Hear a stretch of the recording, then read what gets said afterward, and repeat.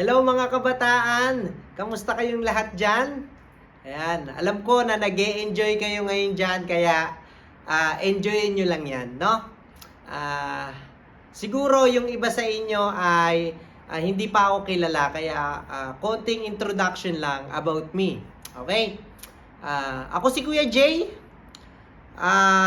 Ako ay bunsong anak ni Nanay Leonie at ni Tatay Totoy. At ang asawa ko ay si Ate Step. At nung bata pa lamang ako, ay dinadala na ako ni Pastor Jason sa church upang maglinis, yan, mag-prepare ng mga upuan. At after nun, ay uupo na rin ako upang makinig ng Word of God at ng story about Jesus.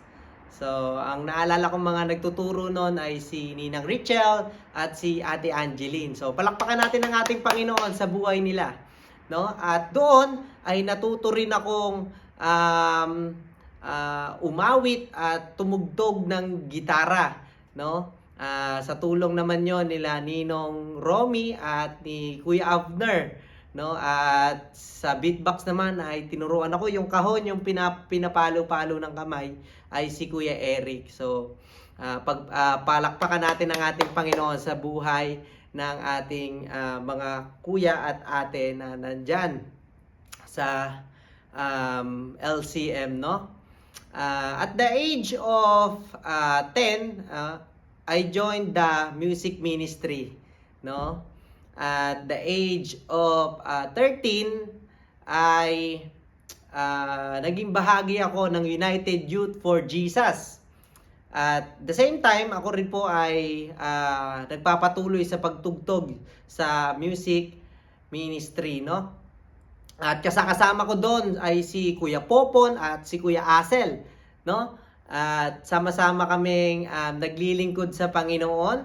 At kami ay mga kabataang Kristiyano noon na laman ng special number. Yan, umaawit kami, sumasayaw kami sa Panginoon nung panahon na kami pa ay mga kabataan. At ngayon, kami lahat may mga asawa na, no? At pinupuri ko ang aming Panginoon na nakarating kami sa panahon na ito. At noon, naalala ko ay alam niyo yun, sa bisikleta ay tatlo kami doon, no? Kung i-imagine niyo, si Kuya Asel yung nagda-drive, and then ako yung nasa harap, at nasa likod naman si Popon. So, isang bike lang, tatlo kami doon. So, ganon ka-solid yung samahan namin noon nila Kuya Asel. Mapalabas man o loob ng church, ay magkakasama kami. At ngayon ay nag-uusap kami, may message kami sa isa't isa at patuloy na nagpapalakasan sa ating Panginoon. At the age of 20 ay nagtapos ako ng Japanese language proficiency level 4 at ng painting skills, no? At noong 2018 ay dinala ko ng Panginoon dito sa Japan upang magtrabaho as a painter. At dinala ko ng Panginoon dito sa Emmanuel. Tinawag niya ako bilang worship leader. So hanggang ngayon, salamat sa Panginoon na patuloy ako naglilingkod sa ating Panginoon. At loobin ng Panginoon, next year ay uuwi na ako. Babalik na ako sa Pilipinas. At marami naghihintay sa akin doon. At sabik na ako na makita sila ulit. So, most probably, sa ating lahat ay may mga hinihintay tayo. It's either a person or something, no? Or iniintay mo yung araw ng graduation mo, no? Na talagang excited ka na pagka-graduate mo, magtatrabaho ka na, gusto mo na magtrabaho, no? Pero alam nyo ba na may pinaka-hinihintay tayo? Yun ang muling pagbabalik ng ating Panginoong Jesus. The second coming of Jesus Christ. So, yun. Ito po yung ating title na Encourage One Another and Build Each Other Up. Jesus is Coming Soon. At ang ating pong scripture ay matatagpuan sa unang Tesalonica, chapter 5, verse 1 to 11. So, sige po, tayo po muna ay manalangin at ipanalangin nyo rin po ako. Sige po, tayo manalangin. Lord, marami pong salamat sa araw na ito na pinagkaloob mo, Panginoon. Ikaw po ang Diyos na nagbibigay ng wisdom, Lord, at ng kaalaman, Panginoon. Tulungan mo po ako na ma-deliver ko po, Panginoon, ang iyong salita sa mga kabataang ito. Panginoon, katukin mo po ang kanilang mga puso, Panginoon, at himukin mo ang kanilang mga puso, Lord God, na pumasok ang iyong salita at magkaroon to ng impact, Panginoon, na hindi ka po papayag, Lord, na empty silang uuwi, kundi, Panginoon, uuwi sila, Lord God, ng matibay, Panginoon, at kilala ka po, Panginoon ko. At mayroong joy sa puso nila, Lord God, na hindi po nila mapipigilan at hindi nila ito malilimutan. Salamat po, Panginoon. Sa iyo ang papuri at pasasalamat. In Jesus' name. Amen. Hallelujah. Sige. So, tignan natin, no? Ano ba yung sinasabi ng salita ng Diyos dito sa muling pagbabalik ng ating Panginoon? Sige, tignan natin sa 1 Thessalonica chapter 5 verse 1 to 2. No? At ang sabi dito ay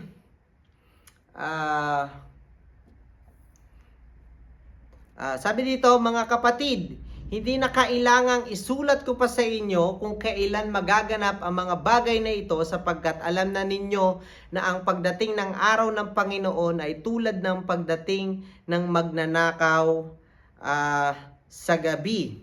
At kung bababa pa po tayo sa 3, sabi dito, ay kapag sinabi ng mga tao, tiwasay at panatag ang lahat, biglang darating ang sakuna, hindi sila makakaiwas sapagkat ang pagdating nito ay tulad ng pagsumpong ng sakit ng tiyan ng isang babaeng manganak. So, dalawang katotohanan po na dapat nating maunawaan sa pagbabalik ng ating Panginoon.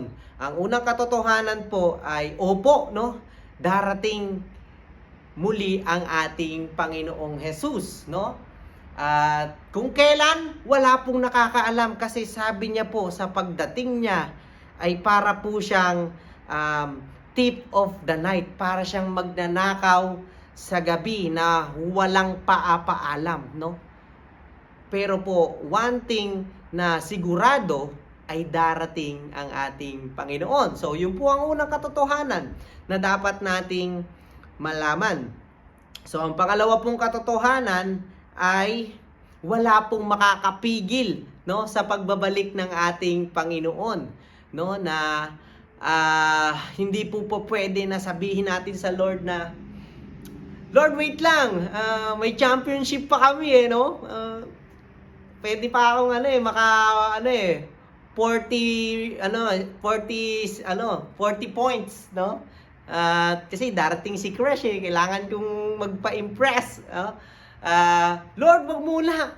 No, hindi pa nila like ni Crush yung TikTok ko Lord, wag muna kasi may group study pa kami, 'di ba? Meron pa kaming bonding, no? Mag-graduate pa ako. So, wag muna. Pero po ang katotohanan ay hindi po natin mapipigilan, katulad ng pagsumpong ng sakit ng tiyan ng isang babaeng manganganak. So, yun po ang dalawang katotohanan na dapat po natin malaman.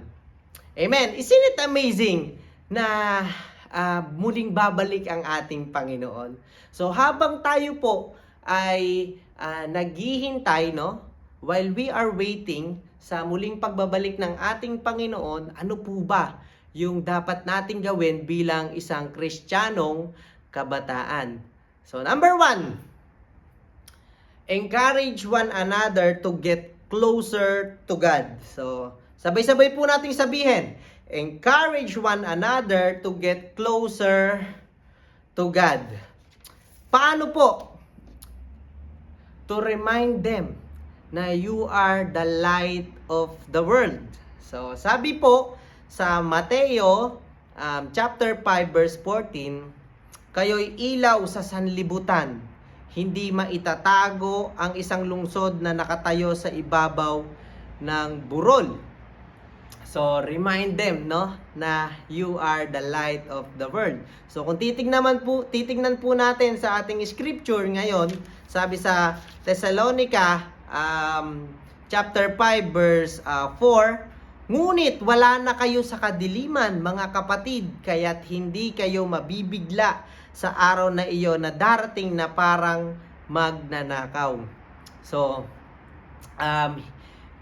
dahil wala ka na sa dilim, ikaw ay nasa liwanag na, no, ay hindi ka na mabibigla sa araw na ito.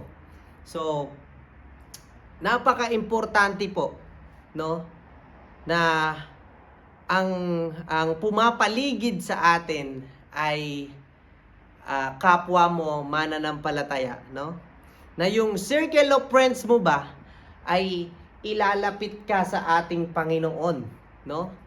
No? Nagmamatter po na kung yung mga pumapaligid sa iyo ay nilalapit ka ba sa ating Panginoon.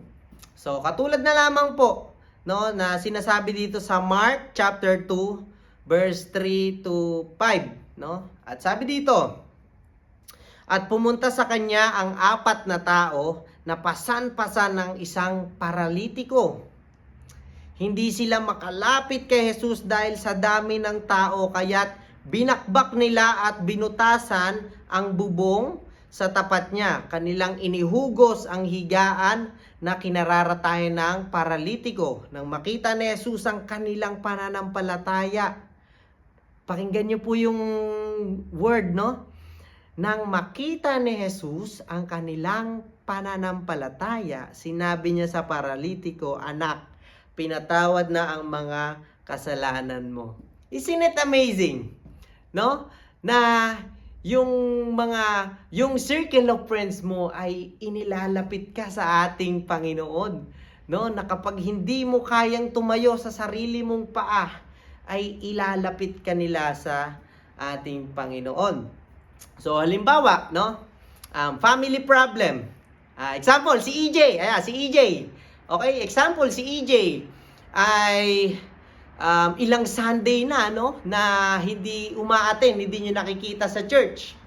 At kayo na ay nag-aalala, ano bang nangyayari sa kanya, no? Pwede kayong sama-samang pumunta doon sa bahay nila at kumatok, no, doon sa pinto, no, na EJ, andiyan ka ba?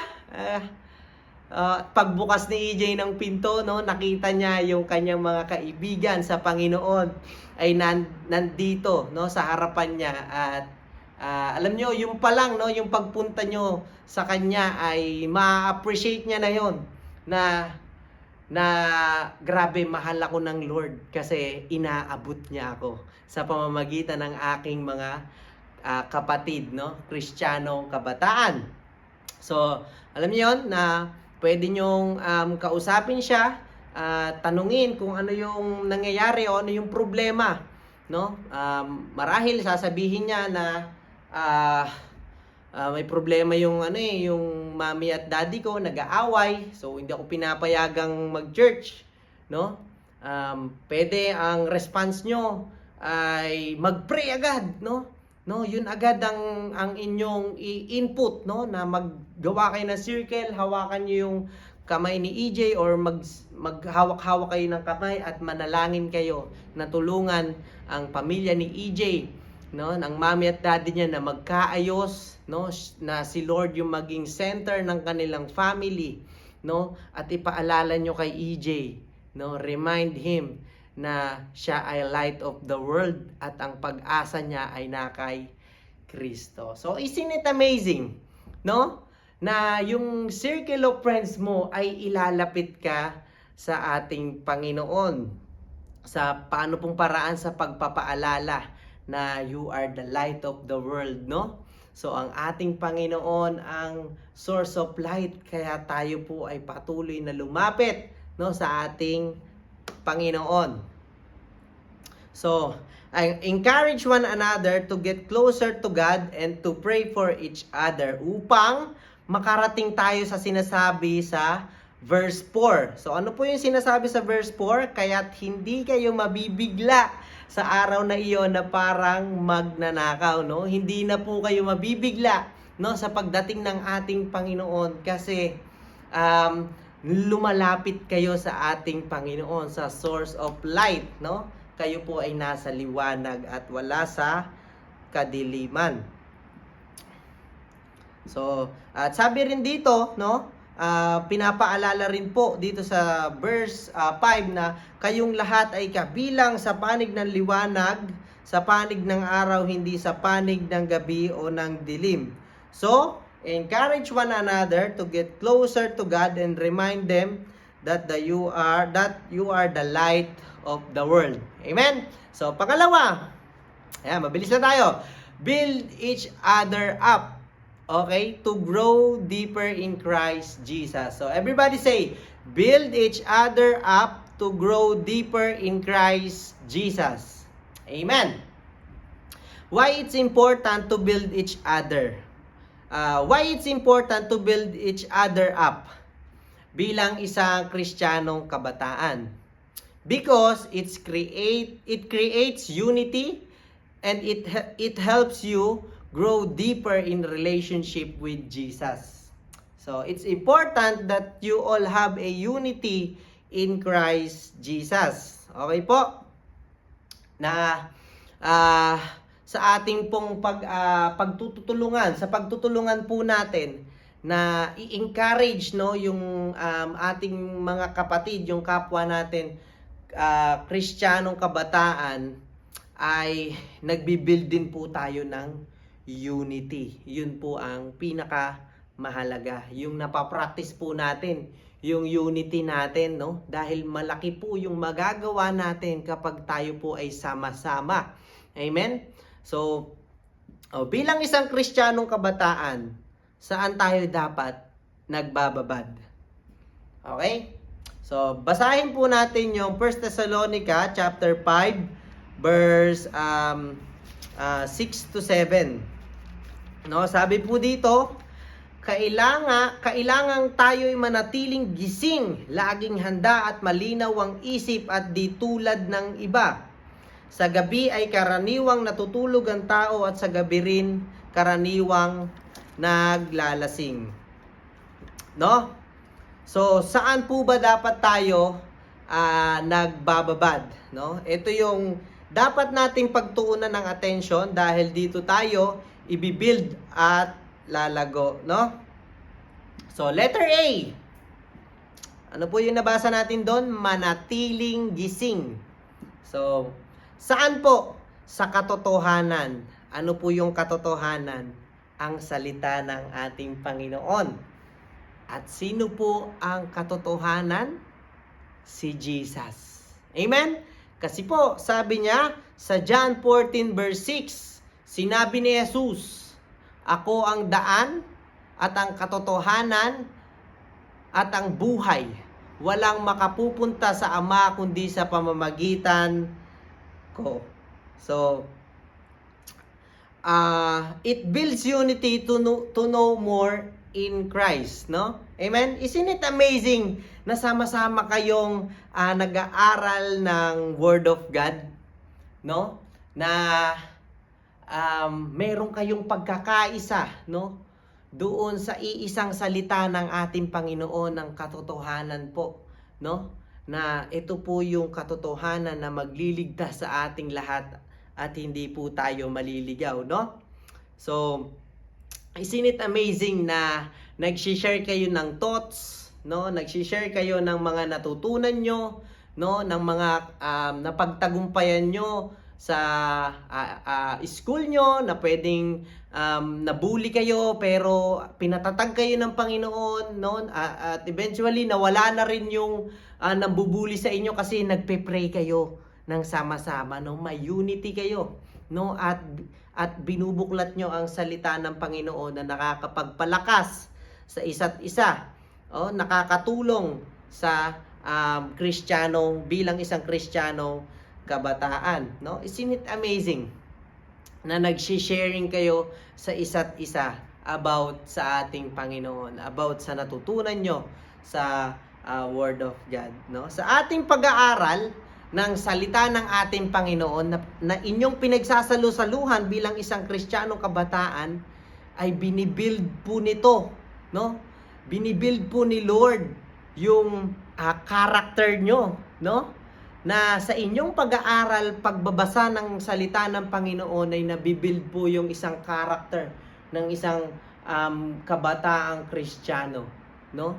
At nabibuild din po yung faith, yung faithfulness nyo sa ating Panginoon, no? At itong dalawang ito ay tumutugma kay Jesus, no? Na mas lalo nating nagiging kawangis ang ating Panginoon, no? Na nagre-reflect, no, si Jesus sa ating ginagawa. Nabibuild yung character and yung ating faith kay Jesus. Amen. Isn't it amazing na may unity kayo sa iisang salita ng ating Panginoon na inyo pong pinag-aaralan? So, it builds unity to agree in word. It builds unity to agree in word of God. Study the word of God together and share your experience and your testimony, no? To build strong relationship to God and to each other upang tayo ay maging, letter B, laging handa, spiritually prepared. Yan, no? Sabi sa 1 Peter chapter 3 verse 15, sabi dito, idambana ninyo sa inyong puso si Kristong Panginoon. Humanda kayo lagi na magpaliwanag sa sino mang magtatanong sa inyo tungkol sa inyong pag-asa. Amen? So, dahil alam na ninyo, dahil alam mo na ang katotohanan, no, yung Word of God, yung salita ng Panginoon, ito yung weapon, no? Ito yung weapon mo na magagamit bilang isang Kristiyanong kabataan na lumalalim sa pagmamahal sa Diyos at sa iyong kapwa kabataan. So, sino ba ang ating pag-asa? Kundi ang ating Panginoon, no? Na yun yung ma-share mo, no, sa ibang kapwa kabataan na kapwa mo kabataan upang ma-build, no, yung pagiging handa niya, no? Na kapag nagtanong siya na bakit napapansin ko sa iyo na parang wala kang pangangamba, no? Pwede mong sabihin sa kanya dahil may pag-asa ako, no, kay Jesus. Siya yung aking pag-asa. Amen? So,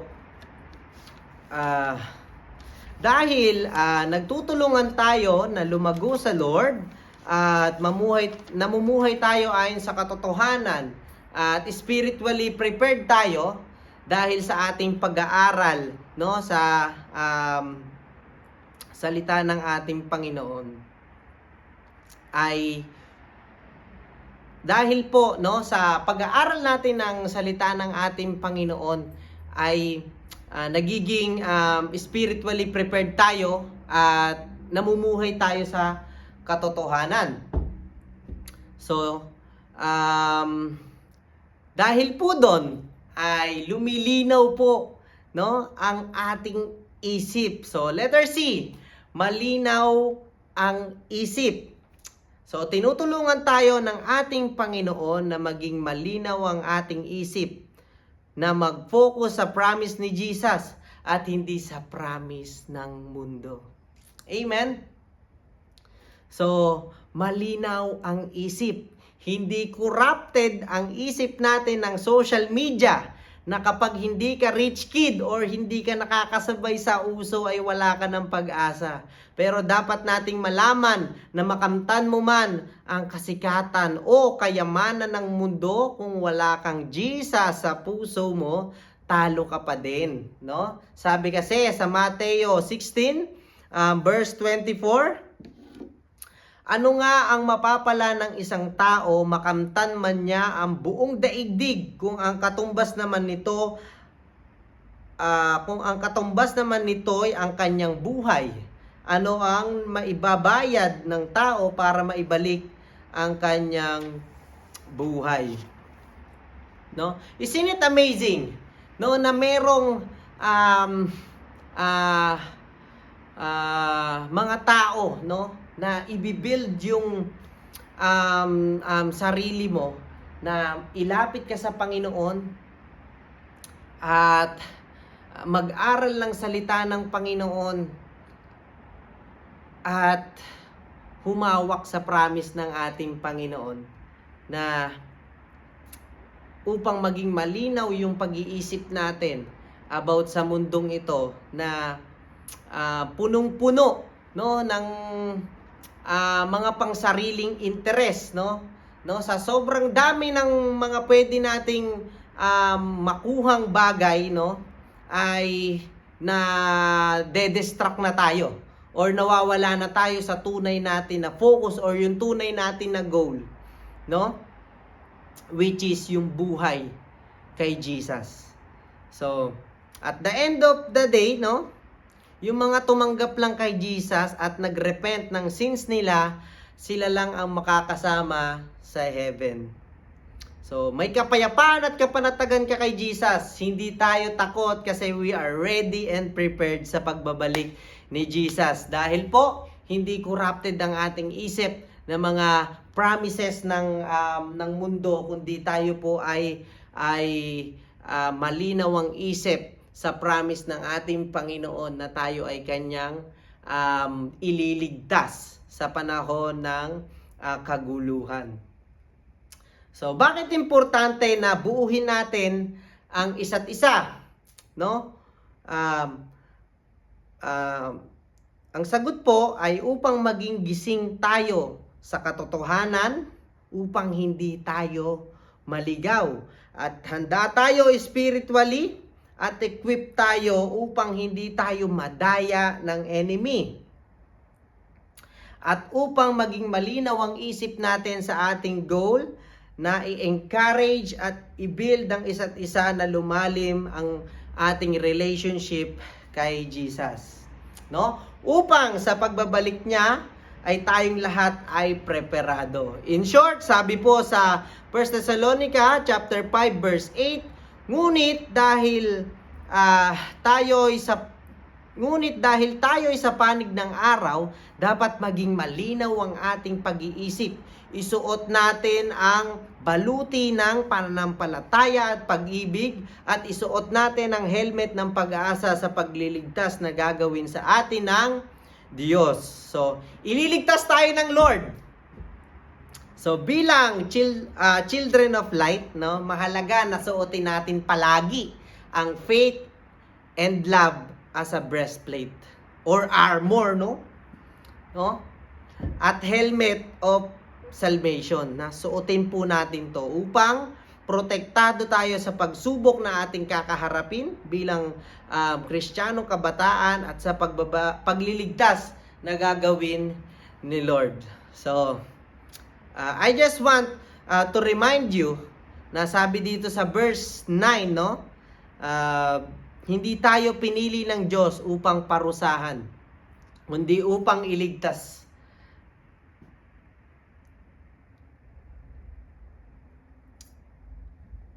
So, sabi po dito ay hindi tayo pinili ng Diyos upang parusahan, kundi upang iligtas sa pamamagitan ng ating Panginoong Hesukristo. So, sabi po sa 10 naman, namatay siya para sa atin upang tayo'y mabuhay na kasama niya, maging buhay man tayo o patay na sa kanyang muling pagparito. So, binayaran na ni Jesus ang kasalanan mo. Lahat ay binura niya na dahil mahal ka ng Diyos. So, bilang kabataang may Jesus sa puso, mamuhay tayo bilang liwanag sa dilim at may matibay na pananampalataya kay Jesus, na kahit anuman ang mangyari ay nananatili kang tapat sa ating Panginoon at inilalagay mo yung tiwala mo at pag-asa sa Panginoong Jesus. Amen? Isn't it amazing? No, na napapalibutan tayo ng mga taong i-encourage tayo na lumapit sa ating Panginoon at i-remind ka na ikaw ay light of the world. at magiging handa ka dahil sa sasaliksik mo ng katotohanan, no? Ikaw ay gising sa katotohanan na alam mo 'yon, pinag-aaralan nyo ng sama-sama ang inyong ang salita ng ating Panginoon, at malinaw ang isip natin, no, sa promise ng ating Panginoon, at hindi tayo corrupted ng mga bagay or mga bagay dito sa mundo. So, ang application po natin ay makikita po natin sa 1 Thessalonica chapter 5 verse 11. So, sabi po dito, dahil dito palakasin ninyo ang loob ng bawat isa. Magtulungan kayo tulad ng ginagawa ninyo ngayon. Amen? So, encourage one another to get closer to God and build up each other up to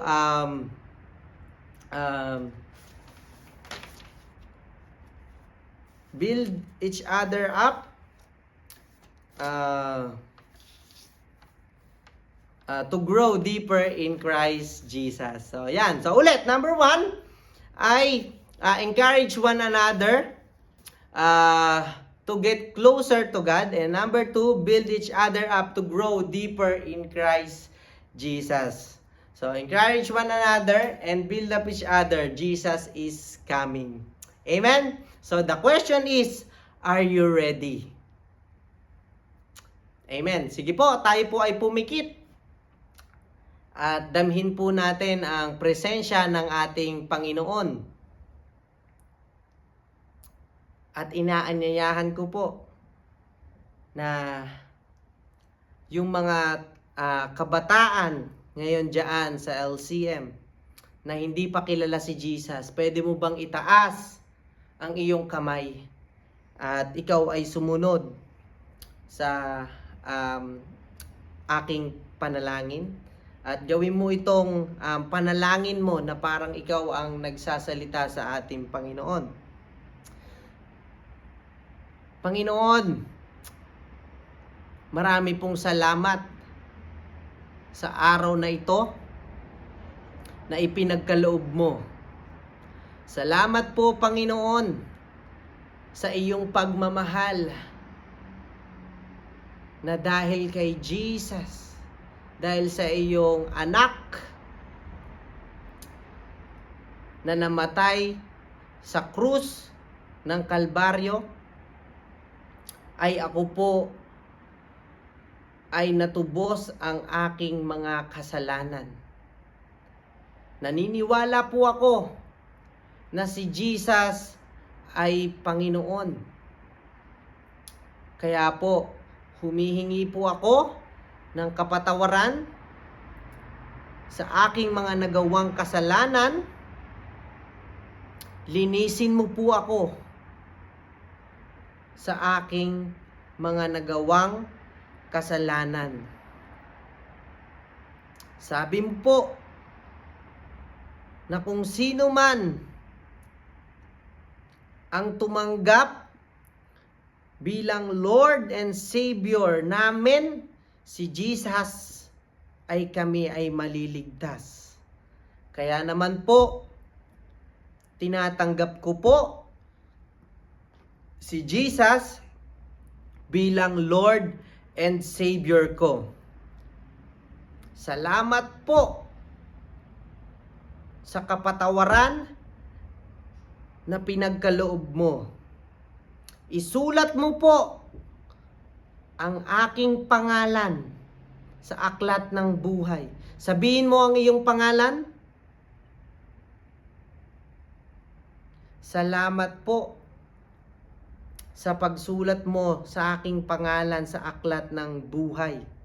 Kaya po ngayon, ako po ay isang bagong nilalang na, at ang luma ko pong pagkatao ay wala na. Dahil po yan kay Jesus. Salamat po. In Jesus' name. Amen. So sige po, patuloy lamang tayo na manatiling nakapikit at damhin natin ang presensya ng ating Panginoon. Kung ikaw naman, yung kabataan na tinanggap mo na si Jesus, pero ikaw ngayon ay naliligaw, nadaya ng kaaway, nalalabuan, at nawawalan ng tiwala sa Panginoon, maaari mo bang itaas ang iyong kamay at lumapit ka sa Panginoon at sumabay ka sa aking panalangin at sabihin mo sa Panginoon, Panginoon, marami pong salamat sa araw na ito na narinig ko ang iyong salita na ngayon ay naunawaan ko na malapit ka nang dumating. At ako po ngayon ay hindi po handa. Patawarin mo po ako sa aking mga kasalanan. Tanggalin mo po yung mga bagay na pumipigil sa akin. Alisin mo po yung mga bagay na pumipigil sa akin upang makalapit ako sa iyo ng lubusan. Salamat po sa kapatawaran na pinagkaloob mo sa akin. At ngayon ay tulungan mo po ako na maging liwanag sa dilim, na mag-e-encourage po ako ng kapwa ko, Kristiyanong kabataan, at magtutulungan kami na mas lalo pang lumalim sa iyo. Salamat po. Ito lang po ang aking panalangin. In Jesus' name, Amen. Sige po, ako lang po ang magpipray. Hallelujah, Ama. Marami pong salamat, Panginoon, sa araw na ito na ipinagkaloob mo po sa aming lahat, Lord God. Marami pong salamat, Panginoon ko, sa napakaganda mo pong salita, Panginoon, na pinarating mo po sa mga kabataan dito sa LCM, Panginoon, ng iyong salita. Na nawa, Panginoon, ay ito po, Lord God, ay magkaroon ng impact, Panginoon, sa kanilang mga buhay, Panginoon ko. Tulungan mo po sila, Lord God, na patuloy na lumapit sa iyo at magtulungan sila na i-encourage ang isa't isa na patuloy na lumapit sa liwanag, Panginoon, at i-build ang isa't isa na maging gising, Panginoon, handa, Panginoon, at malinaw ang pag-iisip, Lord God, lalo na sa araw na mga ito, Panginoon, na talagang parumi na ng parumi, Panginoon, ang nangyayari dito sa mundo, Panginoon. Salamat, Lord. I-cover mo po, Lord, ng iyong banal na dugo ang mga kabataang ito.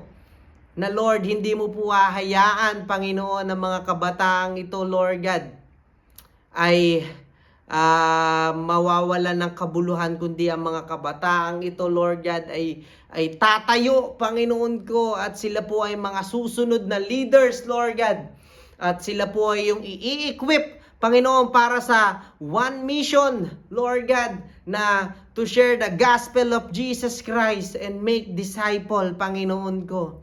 Sila po ay iyong i-anoint, Panginoon ko, ngayon pa lang, Lord God, ay talagang sila ay inyong sasamahan, Panginoon ko. Salamat, Lord God, sa dakila mong pagmamahal. Marami pong salamat, Lord God, sa ginawa mo pong pagliligtas sa aming lahat.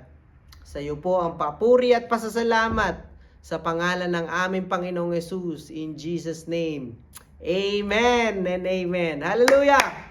Palakpakan natin ang ating Panginoon. Amen. God bless po sa inyong lahat at i-enjoy nyo po ang araw na ito.